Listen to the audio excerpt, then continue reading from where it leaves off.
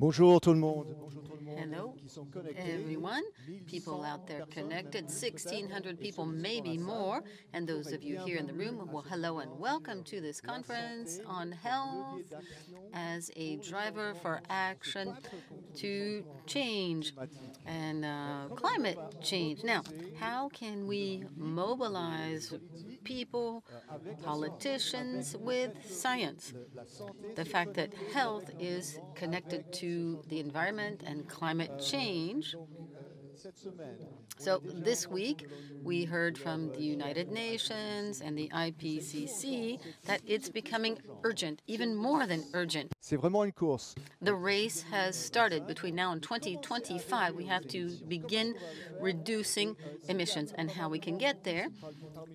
And out there in the public and amongst the politicians, in English, we don't really know how to translate this. There's some couldn't care less attitudes going on. We have to fight against these couldn't care less attitudes. We're going to talk about that and many other things. I'm Chris Burns. I'm a French citizen, an American citizen as well. And I've lived in Europe for half of my lifetime, and I was a moderator in 3 clean air forums in Paris, Bratislava, and Madrid this past year. And each time we connect clean air and health with climate change. There was even a girl called Ella who died in London due to pollution. So it's all connected. So we're going to be talking about some young activists, experts, researchers, cities, and we're going to hear how urgent it is to act. Our first panel that's coming after us is the urgency to act, voices from the scientific community and the young generation. Et on va, après le word cloud, So after the word cloud, we'll move right into the next session, starting with Valérie Masson-Delmotte, who's the chair of the Working Group 1 of the IPCC. We have Adélaide Charlier, she's the representative of the Youth for Climate NGO, and online we have Revati Phalkey, UK Health Security Agency.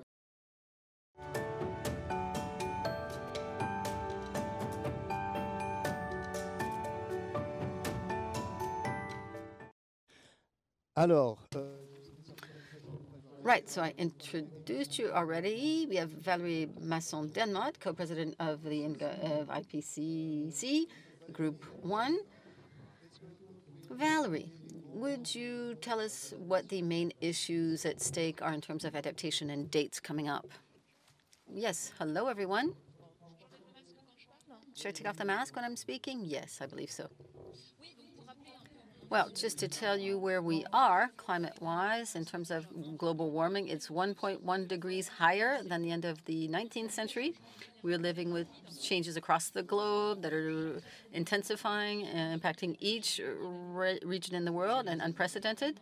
It's related to human activities, and greenhouse gas emissions are reaching record levels over the past 10 years. Human influence on the climate is intensifying in terms of heat, extreme rain. We're seeing droughts that are much more frequent, much more intense. The changes that we're living with are intensifying with the scope of the higher temperatures, and in terms of water cycles and seasons, events, very dry, very wet, more frequently. And there's the irreversible part of it, the melting of the glaciers, the sea level raising, sorry. Regarding climate change, we can stop the intensification, we can slow the sea level rising, but this is where we stand. It's incremental, but our actions, in fact, are not there. It's impacting our healthcare systems as well. There's a tension right now that healthcare systems are related to a lot of these direct aspects related to the food security and ecosystems. In each world region, with this 1.1 increase in temperature, there are effects on people's health. Extreme heat in the cities, in terms of working productivity, diseases that are transmitted by the vectors, water, and so on. You talked about the air quality issues and respiratory health, and also the effects of losses and damage, the concern about climate change and action that's not keeping up pace and causes anxiety and stress, so increasing mental health issues as well. So what you have to understand is that if there are no massive reductions of greenhouse emissions on a large scale, we're going to see the climate increasing to heat up. With current policies, we'll gain another 1.1 degrees in the next 20 years, and we could it could rise by 2 degrees in 2050 and possibly even 3 degrees by 2100. So what does that mean? 1 increased degree means a number of people exposed to haphazard climate changes, loss of biodiversity, a loss of forestry, tropical areas being damaged, and the populations that depend on them, cascading effects, such as a drop in crop yields because of the hydric and heat stress. There'll be other crises as well. There'll be cascading effects on revenues and trade, world markets, food prices, and exacerbating the effects on health. Malnutrition, for instance, that's a major issue for climate. Okay, so it's my wallet, it's my health. So if you want to bring it to a personal level, what you were saying, the study that you carried out just this past week, well, these are issues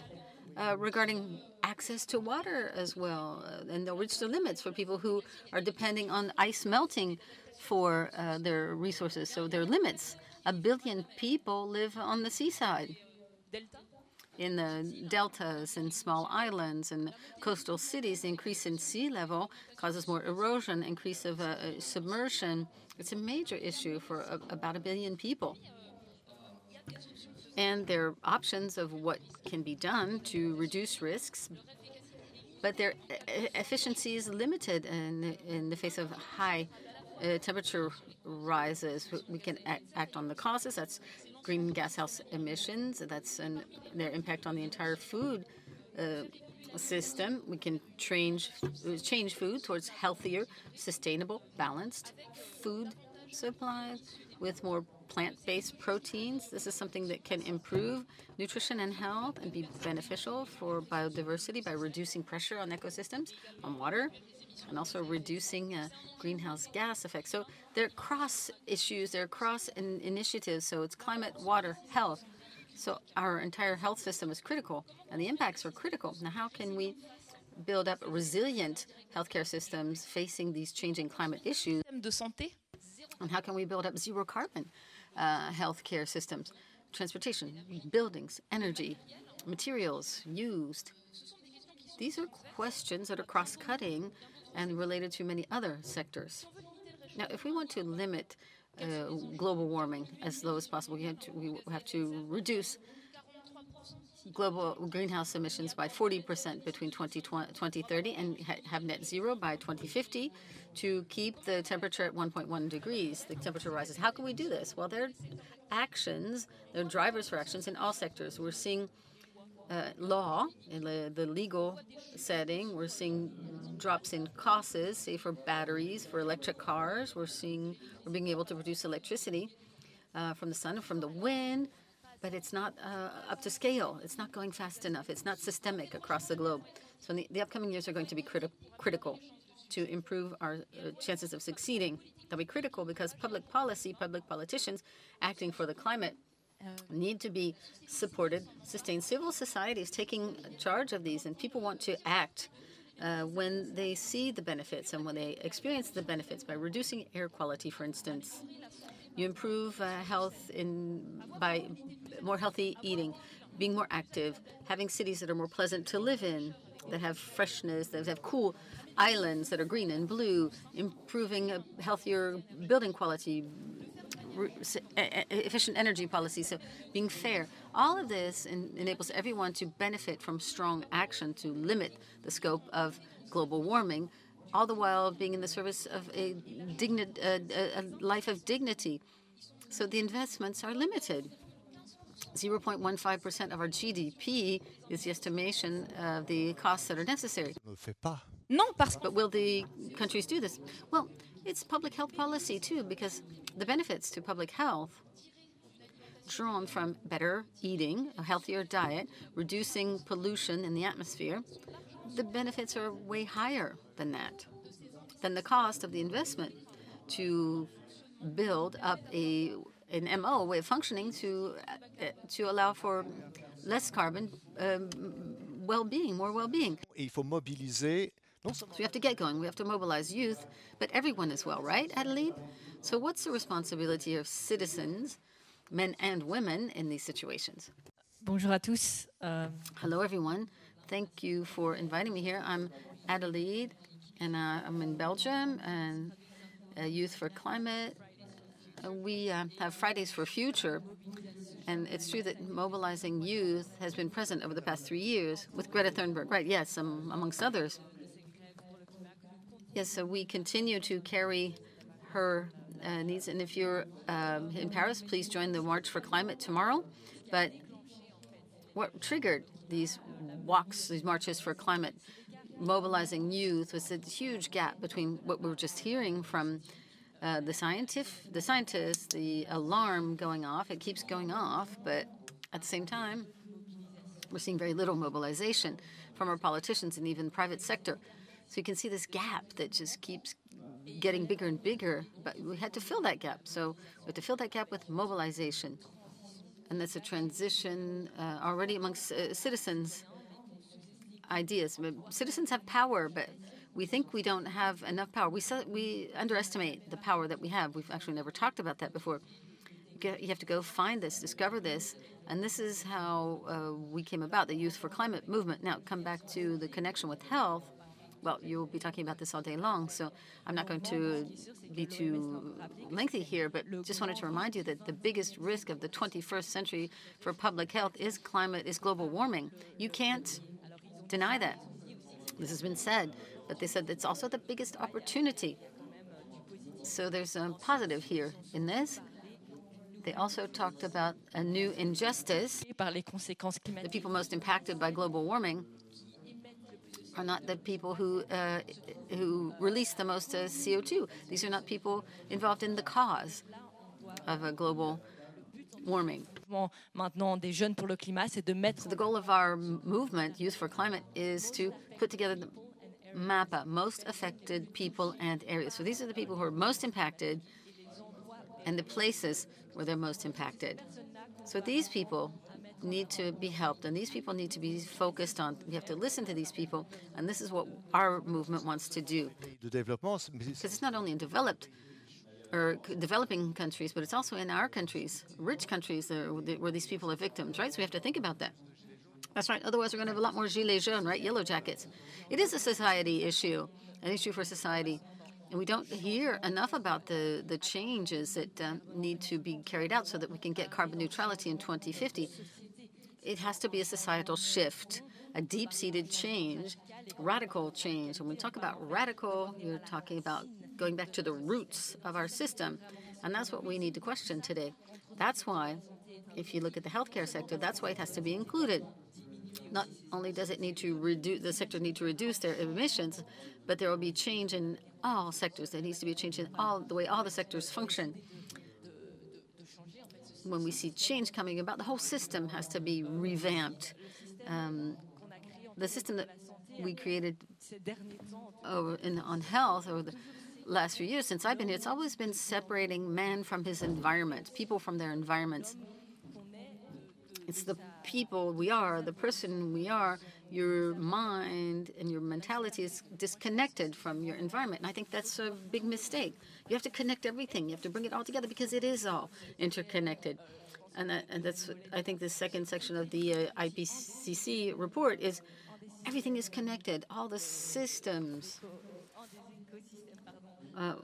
Ecosystem. If one ecosystem falls, all the others will follow. So you have to go back and rethink that connection. And that's why if you talked about health and mental health as well. Mental health of my generation is really taking a major hit.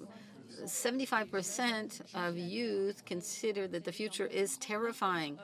There's a study that says that 39% are hesitating, are reluctant to have children because they're afraid that the world is going to turn badly. I don't know if you had that for your generation. No, we were afraid of nuclear war in my generation, but But it's different. It's completely different. Yeah, I understand. But when you hear most often the older people say, well, every generation has their battles. But the difference here is we're talking about the battle for humanity. It's not my generation who will face the consequences. Their consequences are already there. Today we're dealing with the consequences. We're seeing the deterioration of the environment that is jeopardizing humanity itself. So not just my generation, but all following generations will be impacted. And the current generations have to take their responsibility wherever they may be, whatever sector, wherever they may be. They have to really drive the change today. The most recent IPCC report says that we have 3 years to lower that curve. What are we going to do in the next 3 years to speed this up? Right, tick, tick, tick. Between now and 3 years' time, we have to have taken lots of action. Revati, Phalkey. Revati, Phalkey, are you with us? Yes, can we talk can to you hear me? Yes, I can hear you. Welcome. Brilliant. Welcome. What about COP26, the key achievements and commitments related to health? Can we focus in on the health aspect of this, because that's the name of the game today? Yes, thank you. I think I will outline very briefly 4 key achievements which I think we achieved collectively. I think the first and the most important one is that the COP26 kept the 1.5 ambition alive. And I think that is very critical to health. We've seen that from previous reports that, how much of a difference even half a degree can mean, particularly for vulnerable populations across the world. And it doesn't matter whether it's low or middle income or high income countries. So I think keeping that target, keeping that ambition alive for 1.5 and, kind of rallying behind that action was probably one of the key gains. The second one was also the recognition of health as front and center aspect. And I was very pleased to see from previous conversations that health is not negotiable. And I think many health professionals, including the WHO, has advocated this, that health not up for negotiation. That's a default area that needs to be considered, whether it's risk or resilience conversations. The third one probably is the focus on science. Science has been at the center of the IPCC processes and has been brought into previous COPs. But I think the attention that it received in this particular session for both how the impacts are understood, but also where we are in terms of progress on action, I think that was another key highlight from kind of, understanding the impacts, but also responding to them. Perhaps the next one is also the attention that finance received. So, it's financing is not just about the availability of funds, but also how we can mobilize funds within the health sector, but also action in other sectors outside. And what does this finance really mean? Like, what mechanisms, what frameworks, and what scale at which we should be looking at? I think that was a very critical aspect. And of course, not to forget the focus on adaptation.